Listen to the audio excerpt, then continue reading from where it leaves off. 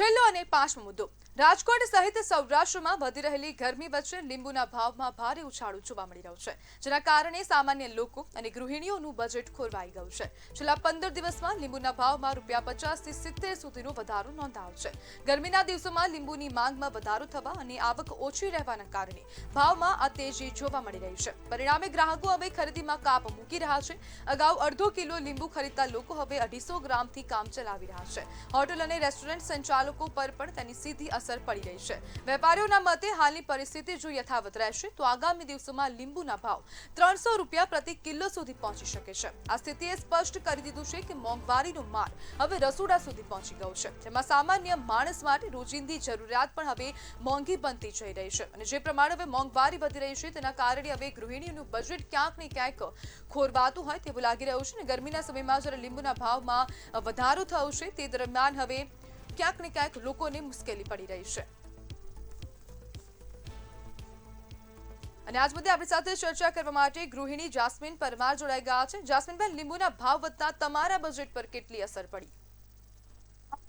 બજેટમાં અસર ઘણી પડવા જોવા મળે છે. લીંબુ એક રોજિંદી વસ્તુ છે કે જે દાળ, શાક અને અત્યારે લૂ લાગવાથી, ગરમીમાં બચવાથી લીંબુનું રોજિંદી વપરાશના રસોડામાં જરૂરી વસ્તુ ગણાતી હોવાથી અને રોજ લીંબુનો વપરાશ થતો હોવાથી આ રોજિંદી વસ્તુ જો આટલી બધી મોંઘી થઈ જાય તો એના પાછળ બી બીજો આપણું અન્ય બજેટ પણ ખોરવાઈ જાય છે. લીંબુ આજે ₹200 કિલો, ₹250 કિલો અને ₹300 કિલો જે ભાવ થઈ રહ્યો છે, જરૂરી ચીજ વસ્તુઓમાં ભાવ વધારો થઈ રહ્યો છે, એમાં રોજમાં વપરાતી આ એક નાની જેવી લીંબુ વસ્તુનો આટલો બધો ભાવ વધારો થાય તો પછી એની અસર રસોડા ઉપર પણ જોવા મળે છે અને એની અસર ઘરમાં જે તંત્ર ચાલતું હોય, બજેટ ચાલતું હોય જે રસોડા માટેનું, એમાં પણ ખૂબ અસર જોવા મળે છે.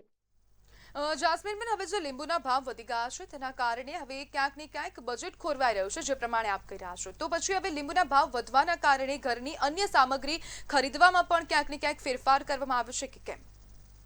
હા, એ સાચી વાત છે કે જરૂરી આ વસ્તુ હોય તો પછી રોજની જરૂરી વસ્તુ જે વાપરવાની હોય તો બીજી વસ્તુ પર કાપ મૂકવો પડે. જેમ કે કોઈ અન્ય વસ્તુની જરૂરિયાત ઓછી અથવા નહીવત કરવી પડે, એવું બી જોઈએ. અને જે લીંબુ જેવી નાની વસ્તુ પણ ઘરમાં વપરાતી હોય, જે નાના બાળકોથી માંડીને મોટા વૃદ્ધો સુધી આપણે એને લીંબુનો રસ બનાવી આપીએ અથવા દાળ શાકમાં તો લીંબુ રોજ આપણે જોઈએ જ છે. હવે આ વપરાશ તો આપણાથી બંધ થવાનો નથી, એટલે જે બીજી ચીજ વસ્તુઓ પર કાપ મૂકવો પડતો હોય એમાં કાપ મૂકવો જરૂરી થઈ જશે. જાસ્મીનબેન, હવે મોંઘવારીની સામે ઘર ખર્ચ ચલાવવો કેટલું મુશ્કેલ? ઘર ખર્ચ ચલાવવો ઘણો મુશ્કેલ થઈ ગયો છે. કારણ કે ઘડી ગેસનો બાટલો નથી મળતો, પેલું નથી મળતું, પેલું નથી મળતું. આવી બધી વસ્તુઓ ન મળવાના કારણે ભાવ વધારો થતો જાય છે અને જેમ જેમ ભાવ વધારો થાય છે એમ એમ ઘર ચલાવવું અઘરું પડતું હોય છે. આવક ઓછી અને જાવક વધી જવાના કારણે આવકના સ્ત્રોત ઓછા હોય અને જાવકનો સ્ત્રોત વધારે હોય એટલે પછી તકલીફો પડવાની.